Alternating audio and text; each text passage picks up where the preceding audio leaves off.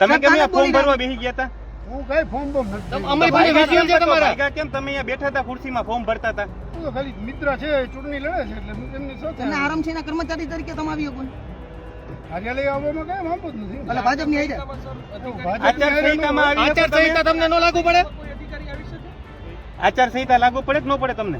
બિલકુલ પણ તો કેમ અત્યારે ભૂલ આવ્યા થઈ ગઈ તમારી શું શું કોઈ માનો મિત્ર છે, મિત્રને તમને ભૂલ થઈ ગઈ કે ટેકો શું થયું મિત્ર છે, મિત્રને ટેકો દેવા આવ્યો હતો. ભૂલ માનો છો તમે? તમે ભૂલ થઈ ગઈ એવું માનો છો ભૂલ તો ન કહી શકાય. મિત્ર છે, મિત્રની સાથે ટેકો તો દેવા આચારસંહિતામાં ગમે ત્યાં જઈ શકો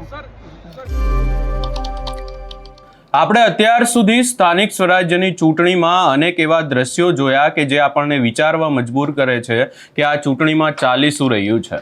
અને હવે ફરી એકવાર રાજકોટ કમલમમાંથી એવા દ્રશ્યો સામે આવ્યા કે જ્યાં સરકારી અધિકારી કમલમમાં પહોંચી ગયા. હવે તેઓ ફોર્મ ભરવા પહોંચ્યા હતા કે પછી બીજી કોઈ બાબત હતી એની વિગતે ચર્ચા કરીશું. નમસ્કાર, હું છું ઉજ્જવલ અને આપ જોઈ રહ્યા છો નિર્ભય ન્યૂઝ. આમ તો સરકારી અધિકારીનું કામ હોય છે લોકોનું કામ કરવાનું, પરંતુ ક્યાંક ને ક્યાંક રાજકોટમાં દ્રશ્યો એવા સામે આવ્યા કે રાજકોટમાં સરકારી અધિકારી આરએમસીના અધિકારી કમલમમાં પહોંચી ગયા અને ત્યારબાદ ચર્ચાઓ એવી થઈ રહી છે કે આખરે આ સરકારી અધિકારી કમલમમાં કરી શું રહ્યા હતા. ત્યાં ઉમેદવારોનું ફોર્મ ભરવાનું કામ ચાલી રહ્યું હતું. ઉમેદવારે જે ટિકિટ આપવાની છે આ તમામ બાબતોને લઈને ચર્ચાઓ થઈ રહી હતી. તો પછી આ સરકારી અધિકારીનું ત્યાં શું કામ? અને ત્યારબાદ આખી બાબતને લઈ અને ત્યાં બબાલ પણ થઈ ગઈ. અનેક એવા સવાલો ઊભા થયા અને આ સરકારી અધિકારીને જ્યારે પ્રશ્નો પૂછવામાં આવ્યા કે તેઓ ત્યાં કરી શું રહ્યા હતા ત્યારે તેમના દ્વારા શું કહેવામાં આવ્યું, સૌપ્રથમ એ સાંભળી લઈએ. કે ડેપ્યુટી તમે કેમ અહીંયા ફોર્મ ભરવા બેસી ગયા હતા? હું કઈ ફોર્મ બોમ નથી. અમારી પાસે વિઝ્યુઅલ છે તમારા. ભાગ્યા કેમ તમે અહીંયા બેઠા હતા ખુરશીમાં ફોર્મ ભરતા હતા? હું તો ખાલી મિત્ર છે, ચૂંટણી લડે છે એટલે એમની સાથે અને આરામ છે કર્મચારી તરીકે તમે આવ્યો કોણ કાર્યાલય આવવામાં કઈ વાંધો જ નથી. એટલે ભાજપની આઈડિયા આચારસંહિતામાં આવી શકો તમે? આચારસંહિતા તમને ન લાગુ પડે આચારસંહિતા લાગુ પડે કે ન પડે તમને?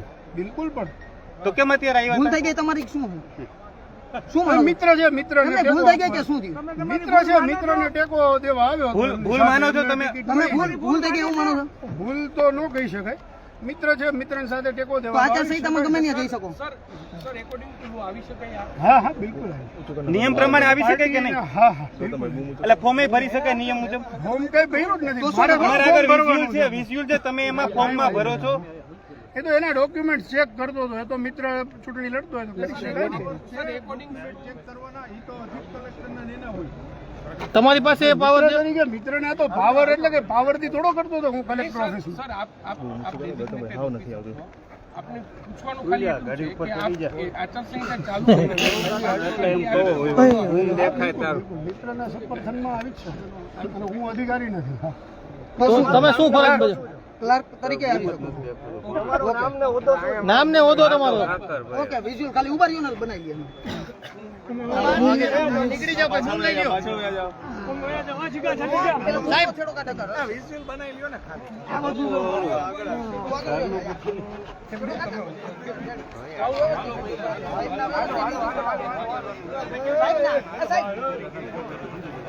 સાહેબ ઉભા રહ્યો તો ખાલી વિઝ્યુઅલ બનાવી લે એટલે ઉપાથી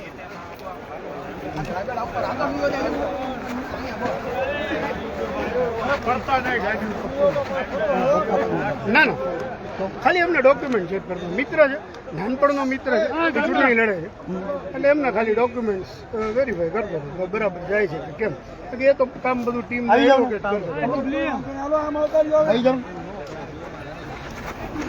જા લઈ જાય જા જલ્દી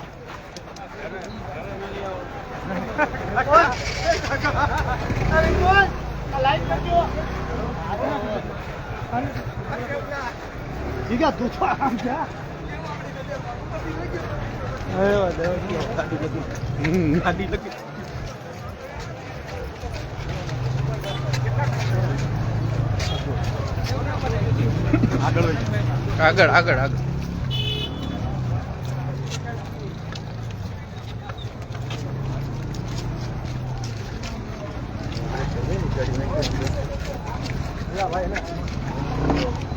દ્રશ્યો જોઈ રહ્યા છો જે અધિકારી છે તે ભાજપ કમલમ તમે આજે ધક્કા માર્યા ખરેખર બહુ ખરાબ આ તો તમે એમના જવાબો પણ સાંભળ્યા, પરંતુ અહીંયા સવાલ એ પણ ઊભો થાય છે કે આ તો લોકોની નજર ગઈ, લોકોને ખબર પડી કે આરએમસીના અધિકારી છે અને ત્યારબાદ એમને સવાલો કરવામાં આવ્યા. પરંતુ જો લોકોને ખબર ના હોત અને ક્યાંક ને ક્યાંક આ આખી બાબતને લઈને જો તેમણે ફોર્મ પણ ભરી દીધો હોત તો પણ કોઈને ખબર ના પડી હોત. અહીંયા બીજી વાત એ પણ સામે આવી, એમને જ્યારે પ્રશ્નો પૂછવામાં આવ્યા કે તમે જ્યારે આચારસંહિતા લાગુ છે, આ તમામ બાબતો છે, તો પછી તમે અહીંયા રાજકોટ જે કમલમ છે, કમલમમાં શું કરી રહ્યા છો? ત્યારે તેમના દ્વારા એવો જવાબ આપવામાં આવ્યો કે મારા મિત્ર સાથે આવ્યો હતો, એને ફોર્મ ભરવાનું હતું એટલે હું એની સાથે અહીંયા આવ્યો હતો.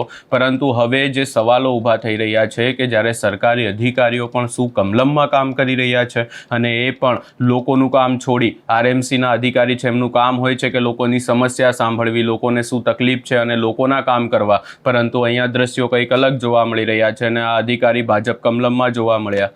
આ સમગ્ર બાબતે હવે આજે આખી બાબત સામે આવી છે, એટલે તમારો શું અભિપ્રાય છે એ અમને કમેન્ટ કરી જરૂર જણાવશો ને અમારી ચેનલ નિર્ભય ન્યૂઝને લાઇક, શેર, સબસ્ક્રાઈબ કરવાનું ભૂલશો નહીં.